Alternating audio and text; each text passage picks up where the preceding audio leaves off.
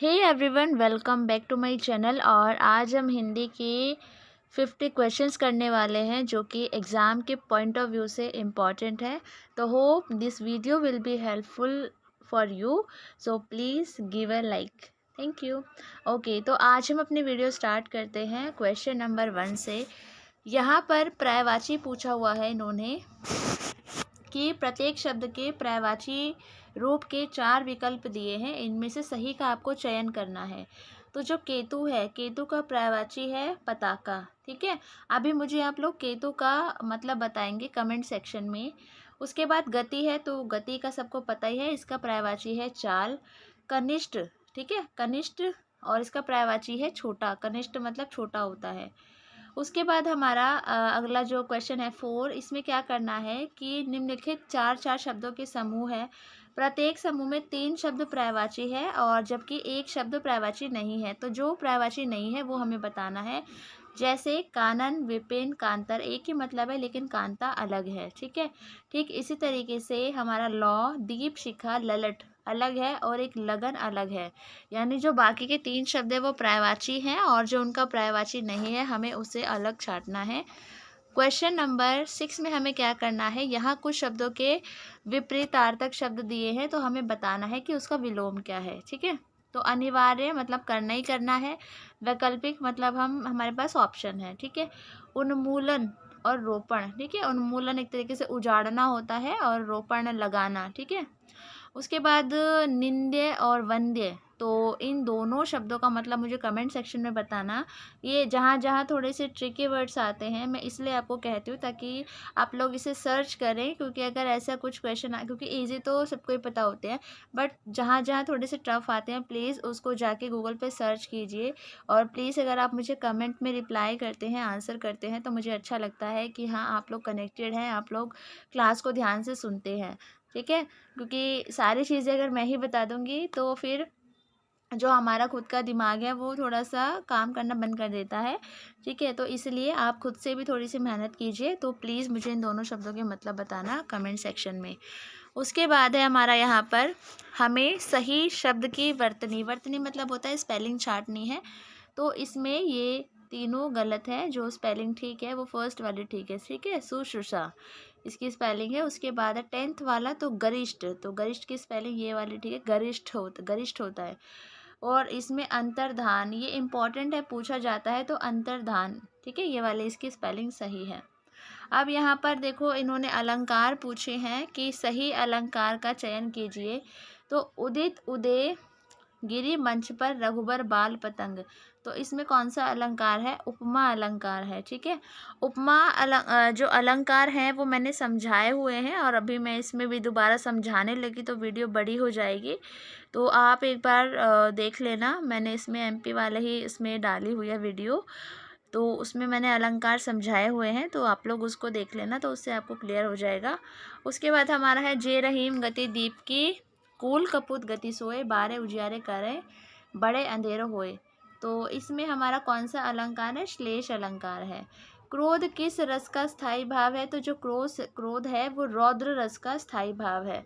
अन्वय का संधि विच्छेद है, तो अनुअय, अनुअय को अगर हम संधि करते हैं इसका तो वो अन्वय बन जाता है। ठीक है, उसके बाद है संधि विच्छेद अलग अलग करते हैं तो वो अन्वय का संधि विच्छेद, अन्वय को अलग अलग करेंगे तो अनुअय बन जाएगा। ठीक है, मत ऐके, ठीक है, मति एक, तो मत ऐके बन जाएगा, तो वृद्धि संधि है यहाँ पर। उसके बाद हमारा है क्वेश्चन नंबर 17, जिस छंद में वर्णिक या मात्रिक प्रतिबंध ना हो वह छंद क्या कहलाता है, तो उसका जो आंसर है वो है मुक्त छंद। उसके बाद हमारा है 18 to 42 के क्वेश्चन से हमें 4 ऑप्शंस हैं, चारों में से एक को चूज़ करना है। ठीक है, तो हिंदी साहित्य का प्रथम इतिहास ग्रंथ तो कौन सा था, इस्तवार, दलालित, रेतुअर, एंदुई, एंदुस्तानी। ये एक मैंने बीएड का पेपर सॉल्व करवाया था अभी 2-3 दिन पहले, तो उसमें ये क्वेश्चन आया हुआ था। आचार्य हजारी प्रसाद द्विवेदी द्वारा लिखे गए ग्रंथ का नाम क्या है, तो हिंदी साहित्य की भूमिका इन्होंने लिखा था। चंद्र बरदाई द्वारा लिखे ग्रंथ का नाम क्या है, मोस्ट इम्पॉर्टेंट क्वेश्चन है, इसका जो आंसर है वो है पृथ्वीराज रासो। निर्गुण भक्ति धारा के कवि नहीं थे, तो कौन नहीं थे? तो दादू दयाल नहीं थे। ठीक है। उसके बाद हमारा क्वेश्चन है 22। तन चितुर मन राजा कीन्हा, हिये सिंहल बुद्धि पद्मनि कीन्हा, गुरु सुवा जेहि पंथ दिखावा, बिन गुरु जगत को निर्गुण पावा। इस पद में हृदय का प्रतीक बताया गया है, जो दिल का प्रतीक है वह किसे बताया गया है? सिंघल को। सिंघल का अर्थ आप मुझे कमेंट सेक्शन में बताएंगे। वैष्णव भक्ति के प्रतिष्ठापक आचार्य नहीं थे, तो रामानंद इसके प्रतिष्ठापक आचार्य नहीं थे। हिंदी साहित्य के सन 1643 से 1843 के काल को कहा जाता है, क्या कहा जाता है उसे? रीति काल कहा जाता है। क्वेश्चन नंबर 25 है, उत्तर मध्यकालीन काव्य की प्रमुख प्रवृत्ति थी, तो क्या थी वो? श्रृंगारिता। अंधेर नगरी के रचनाकार कौन है? भारतेंदु हरिश्चंद्र। ठीक है। उसके बाद हमारा है क्वेश्चन नंबर 27। हिंदी के प्रथम पत्र उद्दंड मार्तंड का प्रकाशन किस वर्ष हुआ था? तो 1826 में। ये इम्पॉर्टेंट है। छायावाद का प्रारंभ माना जाता है, तो छायावाद का प्रारंभ प्रसाद के झरना से माना जाता है। छोड़ ध्रुवों की मृदु छाया, छोड़ प्रकृति से भी माया, बाले तेरे बाल जाल में कैसे उलझा दूँ, लोचन छोड़ अभी से इस जग को। तो ये पंक्तियाँ किसने लिखी हैं? तो ये पंक्तियाँ सुमित्रा नंदन पंत की है। रामधारी सिंह दिनकर की रचना है, तो कौन सी है? तो रश्मिरथी उर्वशी। तो इस तरीके से ये ऑप्शन, एक तरीके से यह क्वेश्चन ही गलत माना जाएगा, क्योंकि इसमें दो ऑप्शन दिए हुए हैं। तो रश्मिरथी उर्वशी दोनों ही किसने लिखी थी? रामधारी सिंह दिनकर ने। हिंदी साहित्य के छायावाद की काल विधि है 1918 से लेकर 1938 तक। क्वेश्चन नंबर 30 है, शब्द शक्ति के मुख्य भेद है, तो शब्द शक्ति के मुख्य भेद कितने हैं? 3 हैं। कौन कौन से हैं ये आप लोग मुझे कमेंट सेक्शन में बताओगे। उत्साह एक स्थायी भाव है वीर रस का। ठीक है। क्वेश्चन नंबर 34 है, पूत सपूत तो का धन सचे, पूत कपूत तो का धन सचे। इस पद में प्रयुक्त अलंकार है, तो कौन सा अलंकार है? लाटानुप्रास। ठीक है। तो ये इतने ज़्यादा हमें इतने डेप्थ में अलंकार नहीं पढ़ने हैं, बिल्कुल इम्पोर्टेंट अलंकार है। ठीक है। तो कल मैं अलंकार वाली वीडियो शायद डाली है मैंने, एक बार प्लेलिस्ट में चेक करना। ठीक है। मैंने अपलोड की हुई है अलंकार की वीडियो। ठीक है। तो जो इम्पोर्टेंट है वही आपको करनी है। उसके बाद क्वेश्चन नंबर 35 है, कंदमूल भोग करे, कंदमूल भोग करे, 3 बेर खाते सी वो अब 3 बेर खाती है। तो इसमें यमक अलंकार है। ठीक है। तो यमक अलंकार में बेसिकली हमारा क्या होता है कि शब्द होते हैं, रिपीट होते हैं, और हर बार उन शब्दों का मतलब अलग होता है।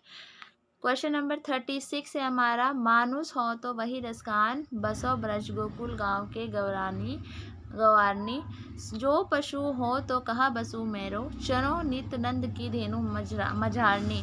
तो इसमें छंद कौन सा है? तो सवैया इसमें छंद है। छंद वैसे इतने इम्पॉर्टेंट नहीं है। छंद और रस फिर भी आ सकता है, बट छंद इतना इम्पॉर्टेंट नहीं है। हिंदी भाषा से तात्पर्य है, तो उत्तर भारत के मध्य भाग अथवा मध्य देश की भाषा, नागरी लिपि में लिखी जाने वाली खड़ी भाषा। तो इसका जो आंसर है वो दोनों है, यानी दोनों ही ऑप्शन ठीक है, ए और बी, यानी कि उपयुक्त दोनों। तो C option is correct option. Question number 38 है, पश्चिमी हिंदी के अंतर्गत आने वाली बोलियों की संख्या है, तो कितनी है? 5। और मैंने कल एक पेपर सॉल्व करवाया था, उसमें मैंने बताई है ये 5 बोलियाँ कौन कौन सी है, अगर आपने ध्यान से मैराथन क्लास देखी है तो। भोजपुरी एक बोली है, तो भोजपुरी एक बोली है बिहारी हिंदी की। अभी आप लोग सोच रहे हो, क्योंकि 2-3 वीडियोज़ मैंने 2-2 3-3 मिनट की डाली है, आपको लगेगा कि वो मैराथन क्लास कैसे है। तो अभी एक तरीके से ये लगा लो सीरीज़ ही चल रही है। ठीक है। 1 2 3 4 5 6, ताकि आपको पता रहे कि कौन सी आप देख चुके हो। तो इस तरीके से मैंने सारा थंबनेल सबका एक ही कर दिया है, बस मैराथन 1 2 3 करके डाल दिया, चाहे वो 2 मिनट की ही वीडियो क्यों ना हो। ठीक है। उसके बाद है उजला एक, तो उजला एक तत्भव शब्द है। क्वेश्चन नंबर 41 है, कृतघ्न किसे कहा जाता है? जो किया हुआ उपकार नहीं मानता। ठीक है। और जो किया हुआ उपकार मानता है उसको कृतज्ञ कहते हैं। क्वेश्चन नंबर 42 है, इम्पॉर्टेंट है, करवा चुकी हूँ। संविधान द्वारा हिंदी को राजभाषा कब प्रदान किया गया? 14 सितंबर 1949 को। और कौन से अनुच्छेद के तहत? तो 343 के तहत। क्वेश्चन नंबर हमारा जो 43 है, इसमें मुहावरे का अर्थ बताना है। आकाश कुसुम होना, तो इसका मतलब है असंभव बात होना, ठीक है, मतलब कोई ऐसी बात हो जाना जो असंभव है, हो ही नहीं सकती। बहती गंगा में हाथ धोना, अवसर का लाभ उठाना, इसका आंसर है। दशरथ का वचन मतलब अटल प्रतिज्ञा। क्वेश्चन नंबर 46 है, कपास उठने का मतलब है व्यर्थ कार्य करना, ठीक है। ये मैंने अभी इससे पहले वीडियो डाली थी, उसमें भी मैंने ये बताया हुआ था। उसके बाद है हमें अनेक शब्दों के लिए एक शब्द देना है। कार्य को नए ढंग से करने की पद्धति को क्या कहते हैं हम लोग? आधुनिकरण। वह स्थान जो पृथ्वी, चंद्रमा, सूर्य आदि के मध्य स्थित है, तो उसको हम क्षितिज कहते हैं। ये इम्पॉर्टेंट है, इसको ध्यान रखना। उसके बाद हमारा है जिज्ञासा का मतलब होता है जानने की इच्छा, और गंतव्य मतलब होता है लक्ष्य, जहाँ पर हमें जाना है, ठीक है। तो होप ये 50 क्वेश्चंस आपको समझ आए होंगे। पीडीएफ आप लोग टेलीग्राम ग्रुप से ले लेना, ठीक है। पीडीएफ मैंने वहाँ प्रोवाइड करवाई हुई है, और आप इसे खुद से भी सॉल्व करके देखना, ठीक है। और नए हो तो प्लीज़ प्लीज़ सब्सक्राइब कर लेना, और प्लीज़ जिन लोगों के पास ये वीडियो नहीं पहुँची है, क्योंकि बहुत लोगों ने फॉर्म भरा है, तो प्लीज़ उन तक कोशिश कीजिए कि वीडियो पहुँच जाए। जो भी हमारे पास 4-5 दिन रहते हैं, जितना जिसका हो सके, जितनी तैयारी हो सके, तो वो अच्छा है आप लोगों के लिए भी और मेरे लिए भी, क्योंकि मेन मोटो है हमें हेल्प करना एक दूसरे का, ठीक है। तो यही था आज के वीडियो में। Thank you.